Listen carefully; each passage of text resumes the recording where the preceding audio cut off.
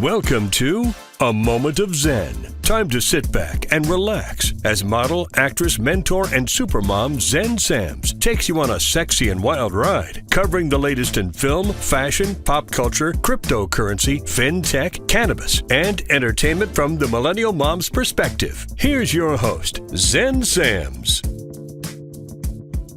Welcome back, beautiful tri-state area. You're listening to A Moment of Zen right here on 710 WOR, the voice of New York, iHeartRadio. I'm your host, Zen Sams. Welcome to episode 220, celebrating over 5.5 years on the air. Here's to another exciting episode. It's such a pleasure to spend my time with you on the airwaves. Thank you for tuning in every Saturday night and then engaging with us on social media. That truly does make it all worthwhile. Please continue to follow us at Zen Sams. That's Zen with an X, not a Z, XENSAMS. And remember, all episodes of A Moment of Zen are available directly on our YouTube channel. We upload every Sunday at 2 p.m. Eastern via digital streaming. And you can also check us out on Your Home TV platform directly on our channel. It's free programming to you, mox.yourhometv.com. Up next in the Hydration with Heart segment, proudly brought to you by Once Upon a Coconut, we're joined by a couple who are crushing stereotypes, opponents, and expectations. Chase Hooper, a 25-year-old UFC fighter in the lightweight division, riding a 5-fight winning streak in the UFC, becoming one of the most watched and respected young athletes in MMA. And he's joined by his wife, Anna. She's a 24-year-old certified personal trainer, a purple belt in Brazilian Jiu Jitsu, and a refreshingly honest voice in the fitness and wellness space. We're going to be diving into how they're staying strong, sane, and deeply connected in the spotlight, on the mats, and at home, all while raising their adorable daughter. In CO2 Lift's Going Deep segment, we're joined by the incredible Daniela Ciocan. She's an award-winning beauty industry professional, named as one of the 10 most influential women in beauty and winner of Business Women of the Year and Female Executive of the Year. She's going to join me to share the secrets of beauty brand success and how she's helping brands grow, expand, and excel on a worldwide stage. In the Polished Beauty segment, with my co-contributor, Dr. Daisy Aim, triple board certified cosmetic surgeon and OBGYN and founder of the Polished Beauty podcast. She's going to be joined by Dr. Fran Haydenek, also known as Dr. Fran. She's a board certified OBGYN practicing in Rochester, New York. We're chatting from white coat to ring light, how she went from OBGYN by day to viral star by night, while we unpack how she outsmarted the algorithm and even her medical salary. And this is Farah Health Tip of the Week. Today we're chatting about making smart, skin-friendly makeup choices during the hot summer months. Stay tuned for UFC fighter Chase Hooper, joined by his wife, Anna. We're going to be right back in the Hydration with Heart segment, brought to you by Once Upon a Coconut. You're listening to A Moment of Zen right here on 710 WOR, the voice of New York, iHeartRadio. We'll be right back after this. A Moment of Zen is brought to you by Westbridge Academy in Essex County, where students are seen, heard, and understood. Neurodiverse K-12 students, many facing ADHD, anxiety, depression, or aggression, discover strength through connection. With compassionate educators, therapeutic support, and the latest technology, students can master academics and go further, exploring music production, financial and automotive literacy, social media awareness, and wellness. Visit westbridgeacademy.org to learn more. A Moment of Zen is brought to you by Your Home TV with Kathy Ireland and their channel partners. Head to yourhometv.com for free, family-friendly programming, streaming 24/7. Are you looking to build a new home? Think about building a barn-dominium. There's just something about getting away from it all. Country living, fresh air, and outdoor entertainment. Watch luxury barn-dominium tours on Your Home TV and let Stacy Lynn, the barn-dominium lady, take you on a journey through her barn-dominium designs. Tune in to A Moment of Zen, Saturday nights from 9 to 10 p.m. on 710 WOR, the voice of New York. Welcome back, beautiful tri-state area. You're listening to A Moment of Zen right here on 710 WOR, the voice of New York, iHeartRadio. I'm your host, Zen Sams. Welcome back to the Hydration with Heart segment, brought to you by Once Upon a Coconut, the clean, crisp, better-for-you coconut water that keeps your body strong, your mind sharp, and your relationships hydrated from the inside out. Today, we're joined by a couple who are crushing stereotypes, opponents, and even expectations, all while raising a baby girl and staying real with their fans. We have Chase Hooper. He's a 25-year-old UFC fighter in the lightweight division who began training at age 8 and turned pro at just 18. A Brazilian Jiu Jitsu black belt, he's currently riding a 5-fight winning streak in the UFC and quickly becoming one of the most watched and respected young athletes in the MMA. Joining him is his wife, Anna Hooper, a 25-year-old powerhouse in her own right. She's a certified personal trainer, a purple belt in Brazilian Jiu Jitsu, and refreshingly honest voice in the fitness and wellness space. The two have been together since the very beginning of Chase's MMA career and now share the biggest title of all, mom and dad to their 1-year-old little girl, Ellie. Let's dive into how they're staying strong, sane, and deeply connected in the spotlight, on the mats, and at home. Welcome to the show, superstars. Hi. Hey, how's it going? So excited to have you on. All right, Chase, welcome to the show. Anna, thank you so much for always being there and supporting him. Yeah, of course. All right, so this is some interesting stats. According to the American Psychological Association, mental preparedness can account for over 90% of elite athletic performance. And Chase, your composure inside the octagon has become a signature of your style. How do you train your mental game alongside your physical one? And how has Anna helped shape your mindset, especially in and out of camp? Yeah, I mean, MMA is such a cutthroat sport. Like, I always feel like confidence is one of the biggest factors going into a fight. And just with such a volatile sport, it's nice to be able to have some stability outside of the cage at home. Helps me at least be more confident and just know, like, okay, whatever happens in here, life's going to be okay after. I can come home to my beautiful wife and our daughter, and things are going to be okay.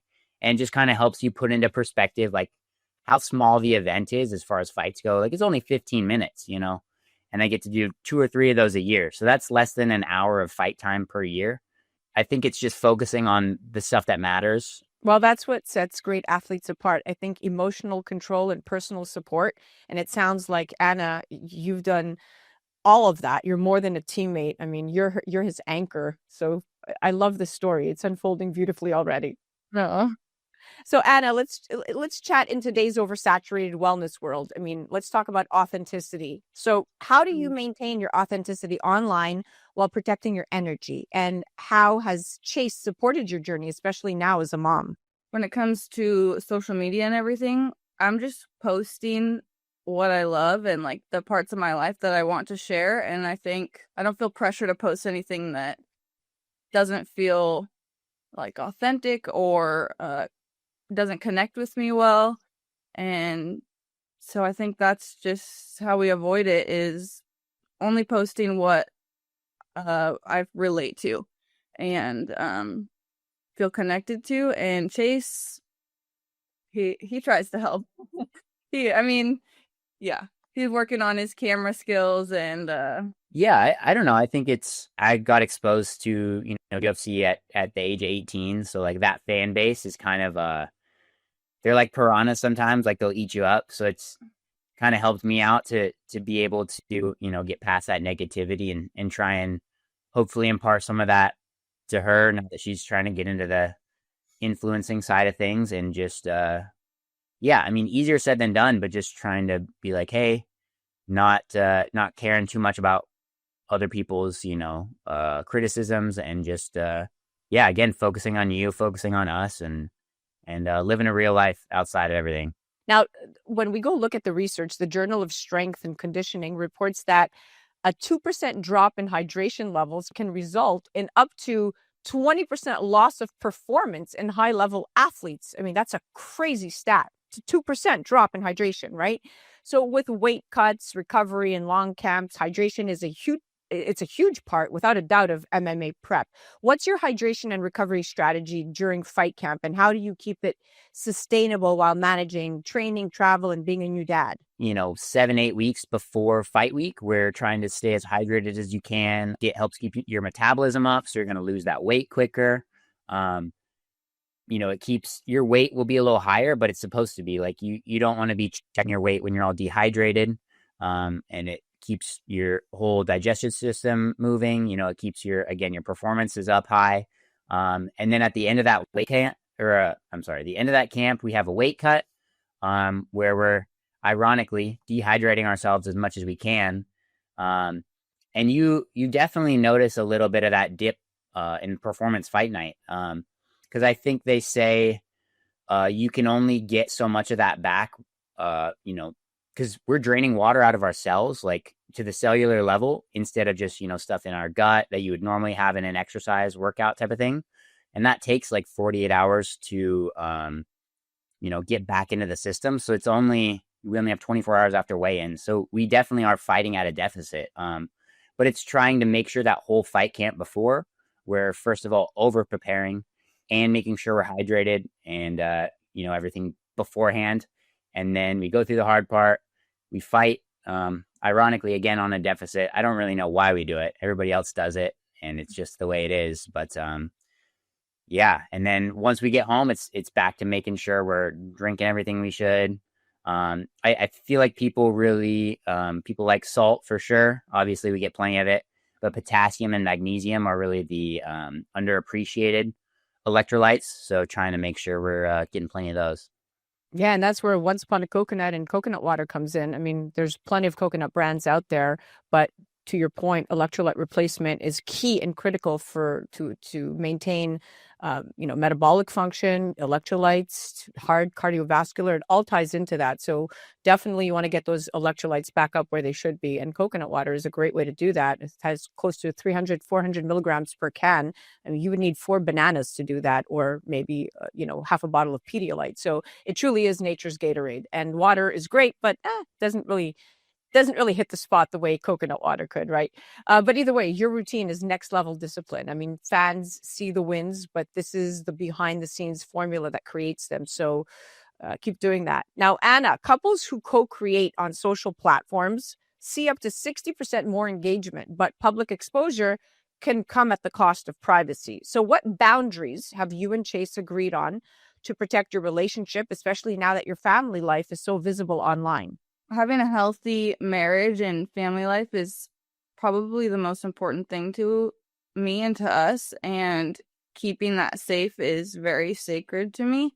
And so, yeah, there's been a few times where we've had to kind of rediscuss our boundaries and what we want to share with everyone. And we're just reassessing that as we go and making sure that the things we say and everything represents our family well. And so that's something we've been working on, and we'll continue to work on and just keep the communication going as we go. That's such a thoughtful approach. I mean, you invite people in, but you don't lose yourself. And that's the secret to staying solid in the spotlight. So I love that.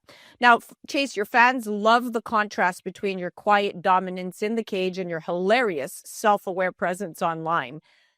Is social media a deliberate part of your long-term brand, or just an outlet for you to be, you? Yeah, I mean, I think people really discount, MMA is obviously a sport, but at the end of the day, it is very heavy on the entertainment side. The worst thing in the sport is for nobody to know who you are or nobody to care who you are. Like, obviously you have to get the wins in the cage, but the social media presence is a huge part of that. And, I mean, I'm just trying to kind of have fun with it and really because it is part of the job, is making sure you're present on the social media and making sure you're keeping the post, keeping people engaged. I mean, it's trying to do things that I think are funny. And then if other people like it, that's great. Posting for whatever, people don't really care about it. But if you're being genuine or funny, or you're having a good time with it and people can sense that. And I think that'll get you a lot further than just content farming.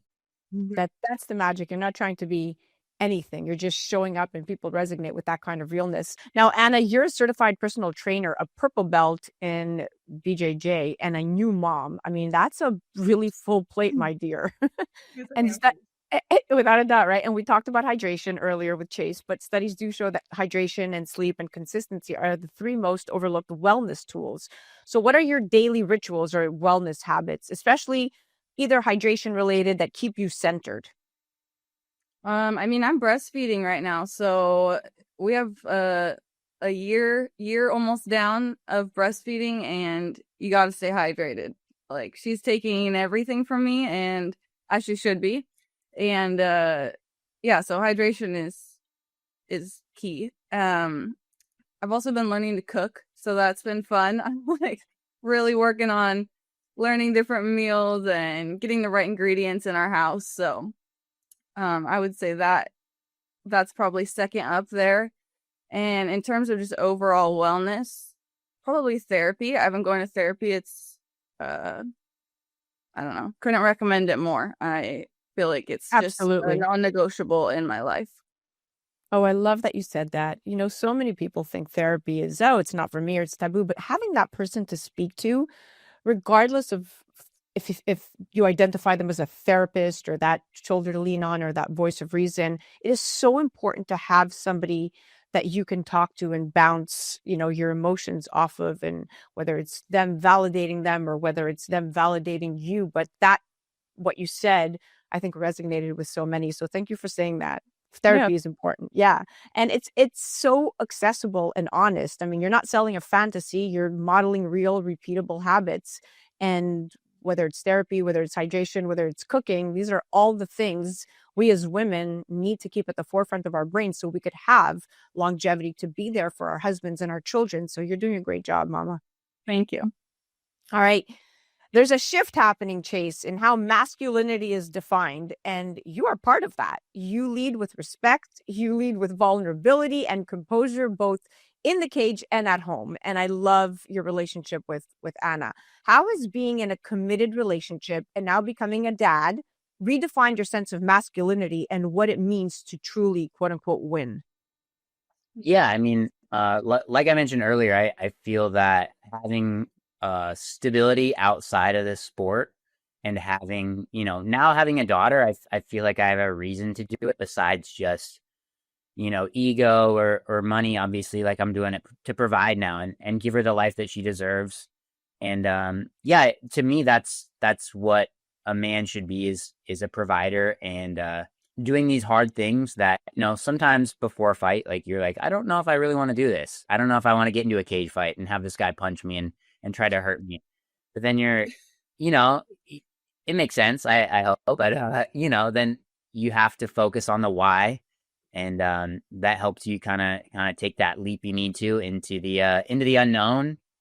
And yeah, I mean, that's been the biggest thing for me, is, you know, trying to have that stability for myself, but also give that stability to both Anna and our baby Ellie, and you know, because they deserve that. And for me, that's the biggest part about being, you know, masculine or being a man, is doing your job as a partner, and you know, providing and making sure that you're giving them as much as they're giving you, and just, you know, that back and forth. And yeah, I mean, we've been doing okay so far, so trying to keep that up. That's very mature. That's growth, Chase. You're evolving not just as a fighter, but as a man. And that's the real legacy, my dear. We are officially out of time. Thank you for coming on and being open and honest and giving us a real inside view at what life truly looks like outside of the cage. Yeah. Awesome. Thanks for having us. Thank you for joining us in this edition of Hydration with Heart, brought to you by Once Upon a Coconut, the clean, crisp coconut water that fuels families, fighters, and that forward momentum. To follow Anna and Chase's journey, you can follow them directly on the gram at Choop556 for Chase, and at Anna Hooper, ANNKHOOPER. Until next time, remember, hydrate with heart, lead with love, and stay tuned for more inspiring stories that make a splash. You're listening to A Moment of Zen right here on 710 WOR, the voice of New York, iHeartRadio. We'll be right back after this. A Moment of Zen is brought to you by Once Upon a Coconut. Discover the refreshing taste of 100% pure coconut water that actually tastes great. Naturally sweet with no artificial flavors or added sugar. It's packed with electrolytes to keep you hydrated throughout your day. And with 10% of profits going to charity, every sip makes a difference. Pure taste, pure goodness. Experience nature's Gatorade. Visit Once Upon a Coconut or naturesgatorade.com. A Moment of Zen is brought to you by the Fieldhouse in Northvale, New Jersey. A vibrant and fresh take on youth and adult sports and family fun, and home to the New Jersey Thunder softball program. Plan unforgettable birthday parties or private events, or explore camps and programs that keep kids active and inspired. Take time for yourself in adult leagues, or rent a field or court with friends. From a cutting-edge gaming cave to hitting and pitching centers and top-tier sports instructors, the Fieldhouse is reigniting the next generation of play. Head to njfieldhouse.com. Welcome back, beautiful tri-state area. You're listening to A Moment of Zen right here on 710 WOR, the voice of New York, iHeartRadio. I'm your host, Zen Sams. Welcome back to the Going Deep segment, where today we're going to be joined by the incredible Daniela Ciocan. She's an award-winning beauty industry professional with a skill set built around enhanced business relationships, expert insights, and extensive marketing knowledge. Named as one of the 10 most influential women in beauty by Beauty Store Business Magazine and featured on covers of trade magazines, she's a two-time winner of Trade Show Executives Marketing Genius Award, as well as a winner of Businesswoman of the Year and Female Executive of the Year. Known for her ability to find the next big thing in beauty, she is a founding member of Beauty Matter Next Awards, which is the founder of Unfiltered Experience, which was recognized as Big Bash's best influencer event of 2019 and even 2020, and is accredited with growing Cosmoproof North America into one of the most awarded exhibitions in the country. She's going to join me right here, right now, to share the secrets of beauty brand success and how she helps brands grow, expand, and excel on a worldwide stage. Welcome to the show, superstar. Thank you, Zen. So excited to be here with you and share the insights that I've collected over, I will not say how many years, but let's say it's quite a few. Trailblazer. So let's dive right in. You've been named one of the most influential women in beauty, and you certainly have the accolades that I just listed to show for it. So with a powerful combination of industry expertise and really unparalleled connections, because we know it's all about the network, you've provided razor sharp business strategies and optimal retail positioning for countless, and I mean countless, successful beauty and personal care brands. It's very impressive. Now, even when a product delivers real and effective results, success often comes down to how it's positioned and leveraged across retail markets. And we know this with the beauty and wellness space more crowded than ever. It's truly increasingly difficult for brands to stand out. Now, as someone who has guided countless brands to success in this competitive landscape, what are the core pillars you believe every beauty brand must have in place to successfully break into retail space and connect with that consumer directly? So then I've been privileged in the sense that I've been both on the brand side. So I've managed a portfolio for the fourth largest Japanese cosmetics company for many years. And I've started literally from day one where we had no distribution. And that really gave me a lot of insights in what it takes to build a brand, to build distribution. But secondly, I've had the privilege of building and managing the largest beauty exhibition in North America and really growing it into a platform where thousands of indie brands launched to market. And I've discovered a lot of new companies in the very beginning that now you probably use and love, brands like It Cosmetics and Drunk Elephant and Briogeo. In looking at the space, it is so competitive. The beauty industry has one of the lower cost of entries in terms of launching a product. However, because it is so competitive, right, and it is a lower cost of entry, that means that there's a lot of competition. So to really stand out, right, when you create something, you need to really ask yourself, is this something that solves a real problem, right? Is this consumers will buy it because it's going to deliver better experience? That's what's already there. As a founder, you need to be very dynamic. You need to be very engaging because these days with social media, that's the best way for you to engage and connect with consumers. You need to have a hero product that truly has something unique. It has the efficacy, it has the innovation, right? You know that it's going to have someone that tries it. It's going to be like, wow, this really worked. I need to use this again. And then it has to have a really unique aesthetic, right? It needs to bring you in. So when you go to a store, you always gravitate towards things that have really cool, beautiful packaging, that have a unique tactile finish. So the brand aesthetic needs to be very important. And then lastly, is really about being present in omni-channel. So that means, yes, you need to be online. You need to have a really strong, robust presence and communicate with your consumers and potential community on social media. But then ideally, you should be in stores. National retail is very hard to get into, but definitely that's where the consumers go to. and with the loyalty programs, that's how they nurture those relationships. And then the smaller independent stores, beauty stores, especially spas, salons, those are also great opportunities for brands to grow. But some of those elements are necessary. I mean, all of these elements are necessary in order for you to really make a presence in the beauty space. Yeah, you're 100% right. And infiltrating the industry from within is no easy feat. It's very competitive, but the ones that do stand out, the ones that are clinically researched, the ones that are clinically verified, the ones that, like you said, very so accurately are solving a problem in the marketplace. The ones that are sustainable and unique, those are the ones that stand the test of time, which brings me to a specific brand I know you are familiar about, CO2 Lift. They've made a very strong entrance into the beauty and wellness space with products that harness the power of carbon dioxide to lift, tighten, and regenerate your skin. So simple, so effective. And their signature carboxy gel mask has quickly gained attention, carving out a very distinct space and really setting them apart in their own emerging category. So Daniela, this is exactly what you just mentioned in a nutshell. It's a brand doing it right from both a product and a marketing perspective. And as someone who's had a front row seat to some of the most revolutionary beauty products, in your expert opinion, what sets CO2 Lift apart in the current skincare landscape? So I've discovered CO2 Lift, believe it or not, while I was managing this large exhibition. And they were one of the over 1,000 beauty brands that were showcasing. And it stood out because it has a product that truly delivers on performance. And it delivers on performance because it has this unique ingredient that they bring in from Japan. But they really try to leverage on the performance by affiliating themselves with experts, right? Making sure that the product is tested and they can communicate to the consumer that it will deliver on the promise. It has the ease of efficacy. So normally to get such a quality treatment, you need to go to a clinic, you need to go to a professional aesthetic environment. And that takes more time, more money. But now you're able to utilize and have the same results you would have by going to a professional in the comfort of your own. You can do it, at your own discretion. So those are some of the key elements that really makes the brand unique.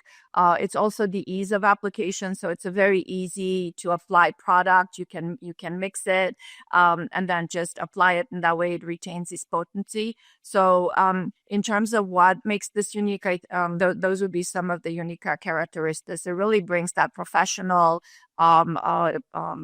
performance in the comfort of your own home to your fingertips. So well said. And people do love a great peel. That mask is very rewarding when you peel it off because you do see that instant gratification. And also something I think CO2 Lift does is an excellent job at continuous innovation, right? Not just staying up to date, but often staying a few steps ahead. As you know, in this beauty world, everything moves at a very rapid pace and consumer expectations can change like literally overnight based on a trend. So in your experience, Daniela, what does it really take for a brand to stay ahead of the curve in such a fast-paced and ever-evolving industry? So one of the things that they do and successful brands that consumers love, they have a relentless focus on innovation and on always bringing a new ingredient, a new delivery system that is really going to generate results. And CO2 Lift is certainly doing that. Again, they have really great affiliations with doctors, with clinical institutions where they bring in the cutting edge innovations from the medical field into the aesthetics market. And that's one of the things that separates them from the other brands in the market. But they also partner with universities, where ideas come to the forefront so that they can incorporate and feature some of those concepts into their products. So it's really this unique focus on R&D, on innovation, and continuing to bring in unique delivery systems, unique ingredients that keeps them forefront for their customer base and then for the clinical market. So now let's focus on global distribution. You have spent decades working with expanding global brands, and your involvement with global trade shows and expos gives you unique insight into what it really takes to succeed on a worldwide stage. Now, even if a brand is successful in their home market, that doesn't mean necessarily that they're ready for global expansion. So in your expert opinion, what do brands need to understand before pursuing global distribution, and what kind of foundation do they need to have in place? So when you look at international markets, they're very appealing, right? Because rather than being focused on just your domestic channels of distribution, going abroad, it leverages the, let's say, economies, right? If the sales are softer in the U.S. market and you are in EU or in the Middle East, right? There, the economy might be doing better. However, it's not just about shipping product. Oftentimes we trivialize the fact that I'm going to be launching in European market, but to do that, it takes a lot of money and it takes a lot of understanding of the regulations, because whatever is safe and is deemed legally compliant here in the US, it is not so in other countries. Every single region has their own unique set of regulatory requirements of what ingredients are considered safe and legal. You need to consider the fact that it's not just about the logistics, right, and getting the product there and then finding a warehouse, but it is investing in marketing. It is understanding the consumer needs and preferences, because that consumer is different in the way that they look at products, in the way that they consume products than we do. So communicating with them, marketing to them takes a lot of expense. And then is, again, in the regulatory, that is very expensive. I cannot stress that enough. And then thinking about the product itself, the packaging needs to be labeled in a different way according to the local laws. It needs to be in the local language. So that means you need to invest in a different type of a packaging, outer packaging. So all of those things become very expensive. So a brand needs to be really well financed and understand these fine complexities in order to be successful with global distribution. But it's a great way of building a brand and building sales. Yeah, scaling is no easy feat, but with a proper roadmap and the right team and the right financial planning, it's definitely needed and most necessary if you want to compete with the majors. Now, as brands grow, whether it's into new markets, categories, or retail channels, one of the biggest challenges, as you know, Daniela, they face is maintaining authenticity and preserving the bond they've built with their consumers. So if not done properly, expansion can sometimes dilute a brand's authenticity and that original voice that they worked so hard to curate. This is where you come in again. So for brands out there listening right now, what are the key strategies that help companies stay grounded in their values while continuing to evolve and scale? So number one, right, I talked a little bit in the beginning about the founder. So the founder needs to be very front center and communicate on the core principles of their brand, like what made them created. Why is it so different? What they need to communicate, that passion that initially fueled the idea.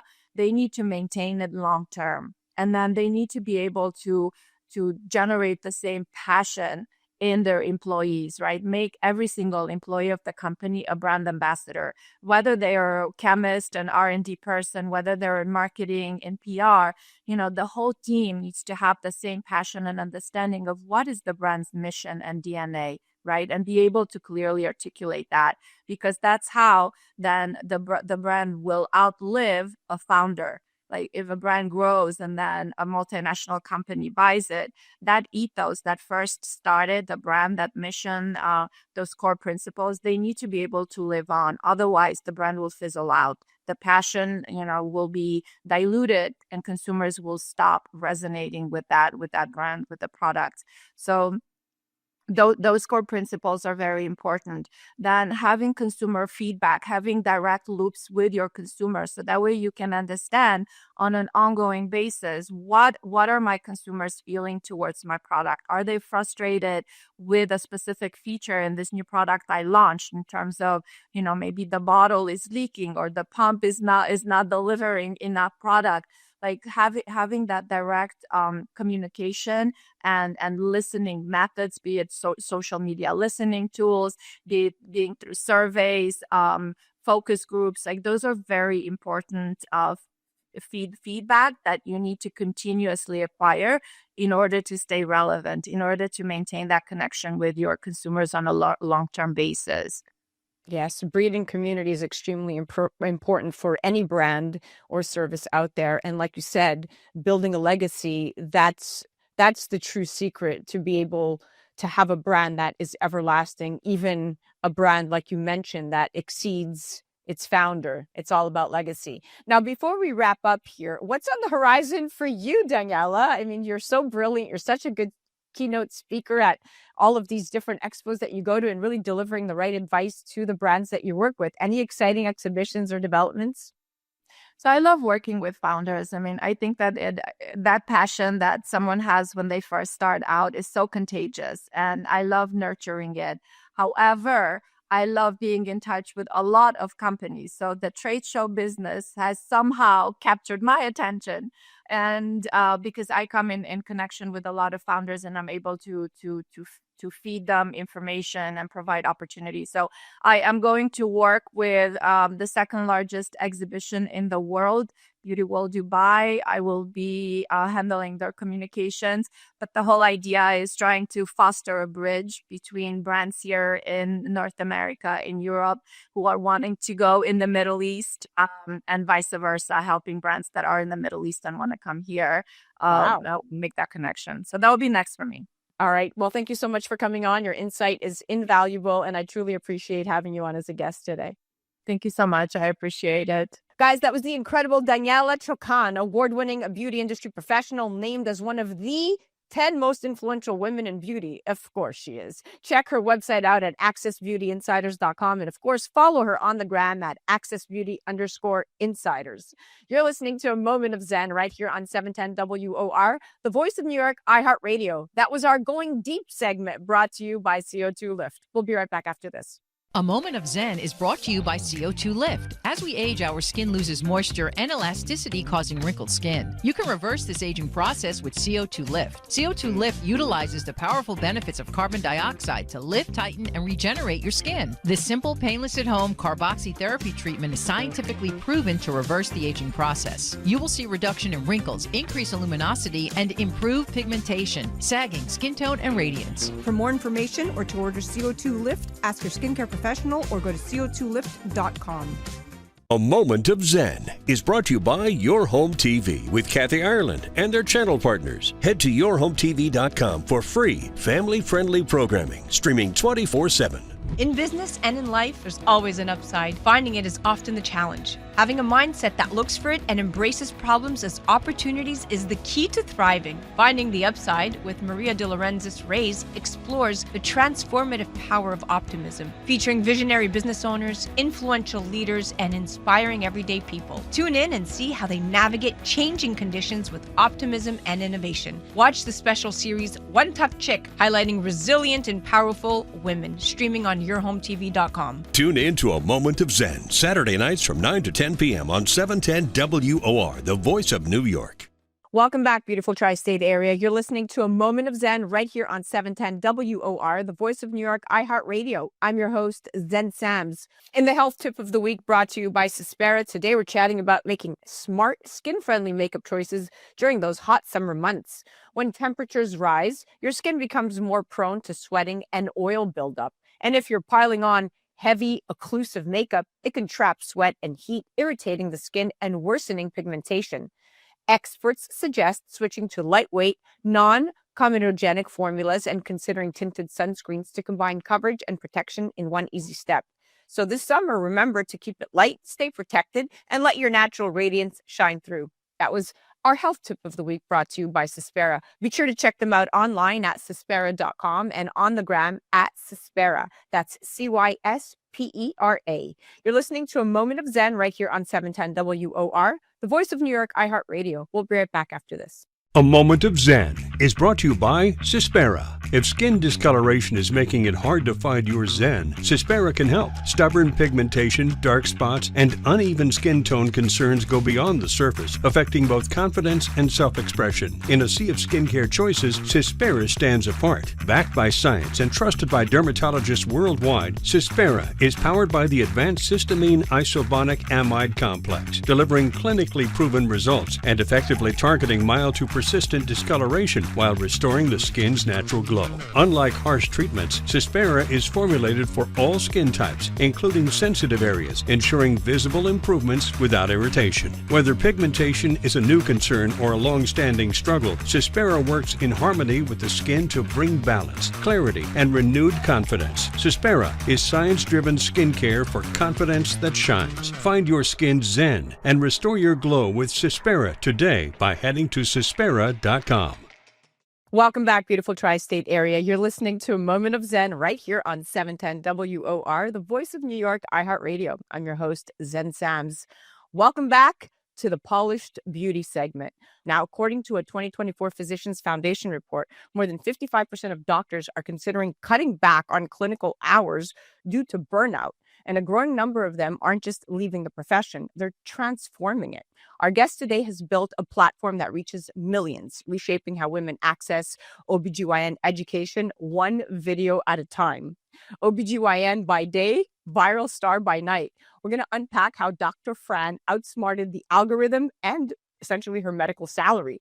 Dr. Fran Haydenek, known online as Dr. Fran, is a board-certified OBGYN with over 8 years of experience, currently practicing in Rochester, New York. She's also a widely popular digital creator and mom of 3 who has made it her mission to empower women with fact-based healthcare content. And as of this year, she's making more money from her online platforms than she does from practicing medicine. Truly phenomenon. We're going to chat from white coat to ring light. And we're going to welcome Dr. Fran and our co-contributor, Dr. Daisy Aim, a triple board certified cosmetic surgeon and OBGYN and founder of the Polished Beauty podcast. Welcome to the show, superstars. Hello. Thank you so much for having me. That was quite the intro. Thank you. All right, Dr. Fran, welcome to the Polished Beauty. You are the embodiment of brains, balance, and beauty, and that's at the core of what we talk about here in the Polished Beauty segment. And this is so fascinating to me, but you built a 6-figure content empire while raising 3 kids. Kudos to you. And now you are calling all doctors to get online. I love this whole narrative that you're out there preaching. So let's take it back to 2021. What inspired you to hit record on your first TikTok, if you will? Was there a specific moment or medical myth you couldn't stay silent on? So in 2021, I had just graduated from my residency and I took about 5 months off to stay home with my children for a little while. So I was spending a lot of time scrolling on TikTok, and the algorithm learns what you're interested in. And my algorithm quickly learned that I was really interested in things like breastfeeding and birth control. And so it was feeding me all these videos. And so many of them were filled with misinformation. And I was like, well, someone has to address this. And then I was like, well, I can address this. I have nothing but time right now. So I started just, finding people's videos and addressing them or correcting information or expanding on what they were talking about. And that's really how it started. I had all this knowledge I had gained through medical school and my OBGYN residency. And I was like, how do I get this out there? How can people get evidence-based medicine rather than just people saying whatever they want to say? And there is a place for patient experiences online, but there's also a space for actual professionals sharing their medical knowledge with the masses. And not that I had those big plans in 2021. I was just kind of tired of seeing misinformation, but that's where I've landed 4 years later. I love that you jumped right in, because the social media can have so much misinformation. And you know what? The voices that are loudest tend to be the wrong. Yeah, and people listen to them. People really take what people say. If you say it with your whole chest, people are going to believe you. Absolutely. Without really checking anything that you're saying. And so I had to kind of say it back. Yeah, confidence is the ultimate drug in social media, So Absolutely. I want to know, what were the first signs that your content was resonated financially, and how do you go about monetizing it? Because, physicians, we are raised to think one way. So it's very exciting to see physicians stepping out the box. Yeah, so in 2023 is when I started making a little bit more money from it. Initially, I was making money just from the creator fund where you got paid for views. And then after a while, I had opportunities to work with brands that I was already talking about. And so that's in 2023 is when that started to pick up a little bit. And then that tripled in 2024. So at the beginning of 2024 is when I signed on with a management company just because I'm a full-time doctor. I have 3 young children. I don't have time to talk to companies about contracts that I don't understand. So at that point, from 2023 to 2024, I had tripled my income. And then at this point of 2025, I've already made what I made in 2024. So it's just grown exponentially. Nice. Fascinating. I love this model. Now, we heard 2025 this year marks a major milestone. You're officially earning more as a content creator than as a full-time physician.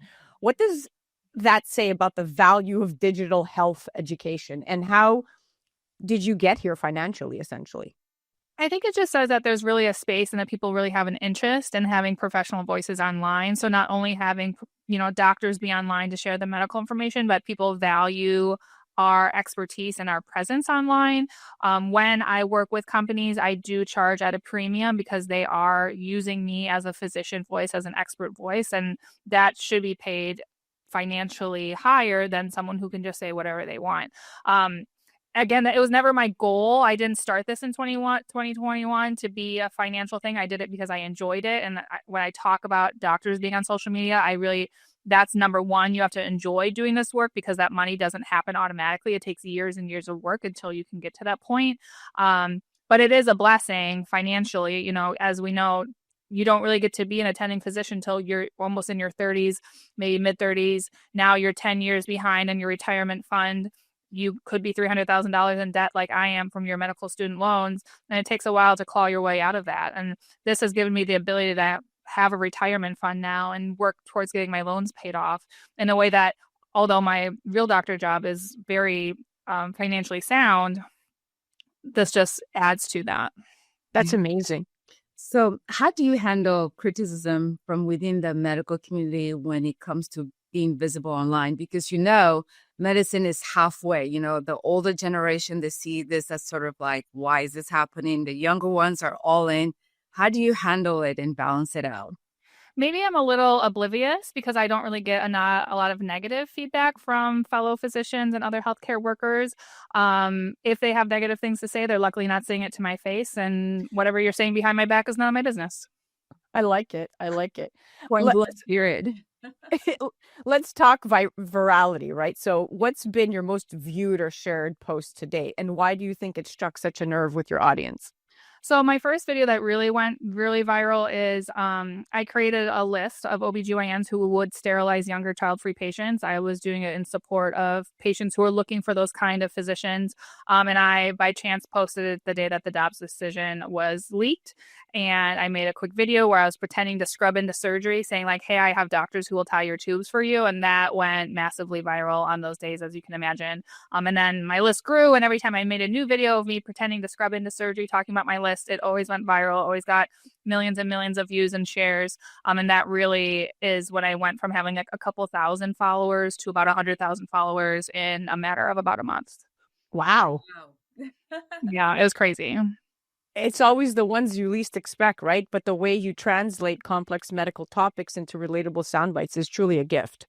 Well, I think, as physicians, we spend a lot of time learning how to do that when we are learning to be doctors. We have to learn how we can take medical words and translate it into talking to our patients. That, our patients don't respond to us using complex medical words. We have to be able to talk about it in, layperson words with our patients. And so when I talk to doctors about becoming content creators online, I say, you're already doing this work. You already translate medical things into words that people understand. Now you just have to do it in front of your phone.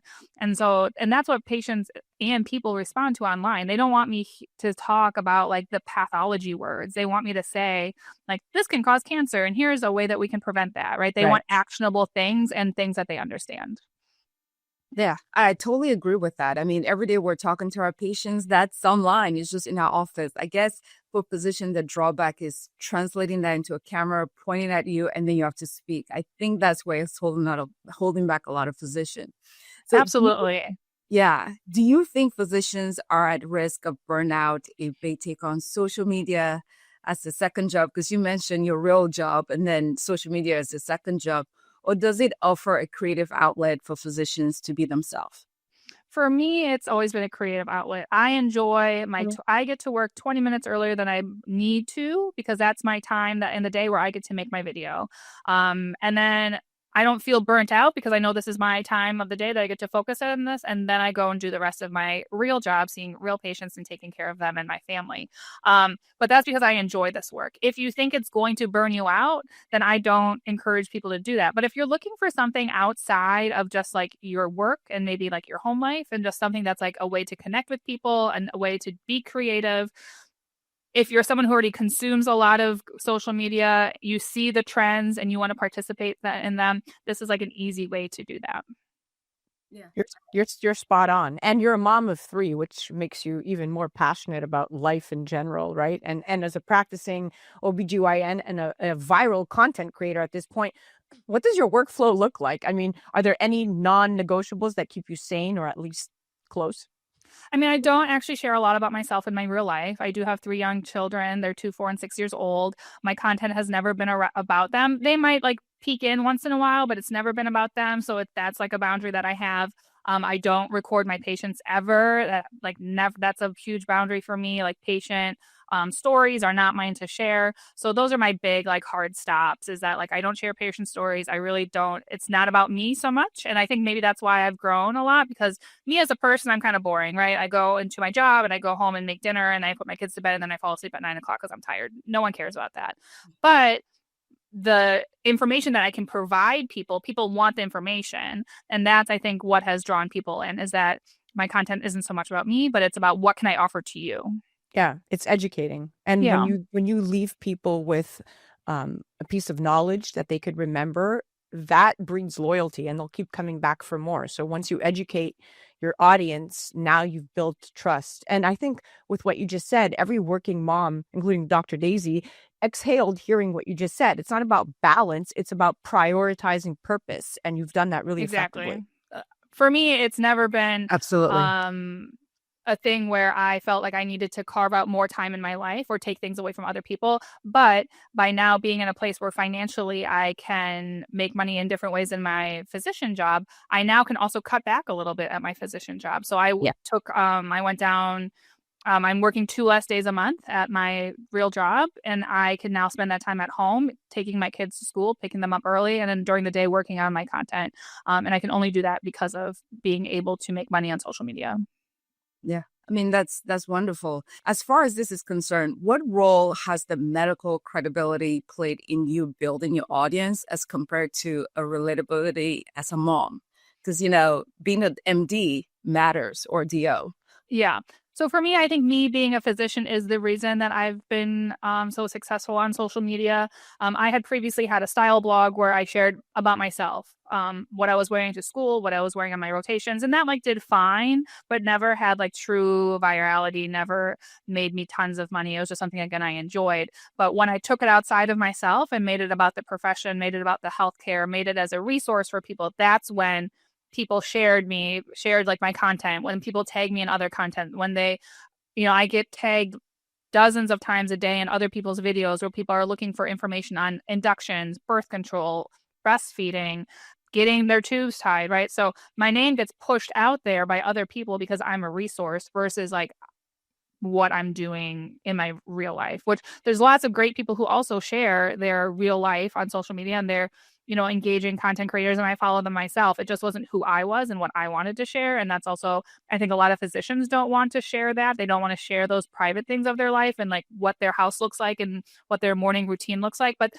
sharing medicine, that's what we're trained in. That's what we're boarded in. That's what we practice for 10 hours a day. And that's what people want to see. Totally, 100% agree. Yeah. And to the physicians listening right now who are hesitant or skeptical about going public on social media, what's your advice? You will get way more patients than you would not. I think you'd be surprised how supportive administration can be as long as you're doing it professionally. And I think you can find a lot of personal satisfaction in being a voice of reason and a voice of medical knowledge online, rather than any negatives. And like I said, unless it's your boss, I don't really care what people negatively have to say behind my back. I don't. Like, if you don't like me, that's fine. Block. I block lots of people. That's okay. I can't be for everyone, but I'm going to continue to live my life, and hopefully I can serve people in different ways. I love that. Don't wait until you feel ready. Just start showing you up just have with to go, what you know. just show up. People want to hear that no matter what kind of physician you are, what part in healthcare you play. There's people who want to hear about it. Yeah. Yeah. You're not marketing, you're mentoring. And that's the difference. Exactly. I like that. You're mentoring, not marketing. Yeah, I love that. So if you had to choose one platform to grow in 2025, if you're talking to this physician that's listening to this and say, Dr. Fran did it, I can do it. And if there was one platform, whether it's Instagram, TikTok, YouTube Shorts, what would you say and why? Oh, that's such a good question. I think it just is going to depend on what you're creating and where you like to get your own content, like where you like to absorb social media. So I've always liked TikTok. Hopefully it doesn't go away. It's, I feel, an easy place to make content for people who don't have a lot of time. As physicians, we don't have a bunch of time to go in a bunch of different apps. I just want to record my video, splice it together really quick and put it up there. So for me, TikTok has always been where I make my content. And as long as it stays around, that's where I'm going to continue to make my content. But I would say if you are someone who consumes social media, think about where you are consuming it and then work in that space. Okay. That's solid. All right, Dr. Fran, thank you for reminding us that digital platforms aren't just for entertainment. They're truly a form of empowerment. You've shown this, seeing is believing. And you've proven that doctors can be disruptors and educators. And that success doesn't always come in a lab coat. So kudos to you. Absolutely. Thank you so much. You're doing great work. Keep it up. Thank you. I appreciate that. Thank you. All right, both of you stick around for a teaser, and we can't wait to see what you create next, Dr. Fran.